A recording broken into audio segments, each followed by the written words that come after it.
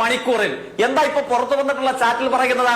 അടിവസ്ത്രം മുതൽ ചൂരൽമലയിലെ വയനാട്ടിലെ പാവങ്ങളുടെ പേര് ചൂണ്ടിക്കാണിച്ചിട്ട് 10,000-ഉം 5,000-ഉം ഈ സർവൈവറിൽ നിന്നും പണം പിരിച്ചിട്ട് അവരെ കോൺഗ്രസുകാരെ വിശ്വസിച്ച് പണം കൊടുത്ത കേരളത്തിലെ പാവങ്ങളെ പറ്റിച്ച് ലക്കി ഡ്രോയിൽ അവർക്ക് സമ്മാനം കൊടുത്ത ഈ മാതിരി പ്രവർത്തകർ, ഈ മാതിരി കേരളത്തിന്റെ ഭൂപടത്തിൽ കാണാൻ സാധ്യതയില്ലാത്ത ഒരു ജന്മം, അതിനെ ന്യായീകരിക്കാൻ നേരത്ത ആസ് പെർ ദ കോൺസ്റ്റിറ്റ്യൂഷൻ എന്ന് പറഞ്ഞാൽ എടുത്തുകൊണ്ട് പോടാൻ നിന്റെ ആക്കിയാതാവും എന്നുള്ള ബഷീറിന്റെ പ്രയോഗമാണ് ഓർമ്മ വരിക. ആ ഇതിഹാസ സമാനമായ പ്രസക്തിയാണ് നമ്മളുടെ മുമ്പിൽ വീണ്ടും പണം പടർത്തി നിൽക്കുക. നമ്മൾ കാണുന്നത് എന്താണ്? സമീകരണങ്ങളുണ്ടോ? ഇതിപ്പോൾ സംഭവിച്ചതാണോ? ബെഞ്ച് മാർക്ക് സെറ്റ് ചെയ്തിരിക്കുന്നു. എന്ത് തേങ്ങാക്കൊല എന്നാണ് പറയുന്നത്? എവിടുത്തെ ബെഞ്ച് മാർക്ക്? 2022 വന്ന പരാതിയോ? നമ്മുടെ നാട്ടിൽ അല്പജ്ഞാനമുള്ള എല്ലാ മാധ്യമ പ്രവർത്തകരും അറിയാമല്ലോ. AICC ആഫീസിന് വാതക്കൽ വന്ന് ഒരു പാർലമെന്റ് മെമ്പറും മകളും പൊട്ടിക്കറന്ന് നിലവിളിച്ചു ഇല്ലേ? എന്തായിരുന്നു AICC ആഫീസിന്റെ പ്രതികരണം?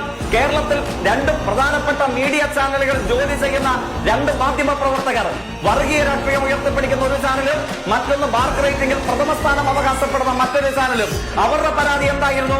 അതിന്റെ തുടർച്ചയിൽ പ്രസാധക രംഗത്തുണ്ടായിരുന്ന ഇവരുടെ അനുഭവങ്ങൾ ഇവർ തന്നെ പറഞ്ഞു. പ്രവാസി എഴുത്തുകാരിയായിട്ടുള്ള മറ്റൊരു പ്രധാനപ്പെട്ട നമ്മുടെ നാട്ടിൽ സാംസ്കാരിക പ്രവർത്തകരുടെ അനുഭവം അവർ തന്നെ പറഞ്ഞു. സിനിമ ചലച്ചിത്ര മേഖലയിൽ ജോലി എടുക്കുന്ന, മരിക്കുന്നതും വരെ കോൺഗ്രസ് ആയിരിക്കുമെന്ന് ഇപ്പോഴും പറയുന്ന പ്രതിപക്ഷ നേതാവിനെ പിതൃതുല്യം കാണുന്ന മറ്റൊരാളുടെ പ്രതികരണം അവർ തന്നെ പറഞ്ഞു. അതുമുതൽ എത്രയെത്ര ആളുകളുടെ പ്രതികരണങ്ങൾ, എത്രയെത്ര ആളുകളുടെ അനുഭവങ്ങൾ, എന്നിട്ടാണ് പറയുന്നത് ബെഞ്ച് മാർക്ക് എടുത്തുകൊണ്ട് പോടാനിന്റെ ആക്കിയതാവുമെന്ന് ബഷീറിനെ വീണ്ടും ഓർമ്മിപ്പിക്കേണ്ടതായിട്ട് വരും. എന്നിട്ട് ഈ കേസിലേക്ക് വരുമ്പോഴോ പൊതിഞ്ഞു പിടിച്ച് സംരക്ഷിക്കാൻ ശ്രമിക്കുന്നു എന്നുള്ളതിന്റെ ഏറ്റവും പ്രധാനപ്പെട്ട ഉദാഹരണം എന്താണ് ആങ്കർ മനസ്സിലാക്കേണ്ടത്? ഇയാൾ പാലക്കാട് നിയോജക മണ്ഡലത്തിൽ മത്സരിച്ചല്ലോ. എങ്ങനെയാ ഇദ്ദേഹം വിജയിച്ചത്? ഇദ്ദേഹത്തിന്റെ തറവാടിന്റെ പേര് പറഞ്ഞിട്ടാണോ? ഇദ്ദേഹത്തിന്റെ മാതാപിതാക്കളുടെ പേര് പറഞ്ഞിട്ടാണോ? ഇദ്ദേഹത്തിന്റെ പൂർവീകരുടെ തറവാട്ട് മഹിമ കണ്ട് പാലക്കാട്ടുകാർ വോട്ട് ചെയ്തതാണോ?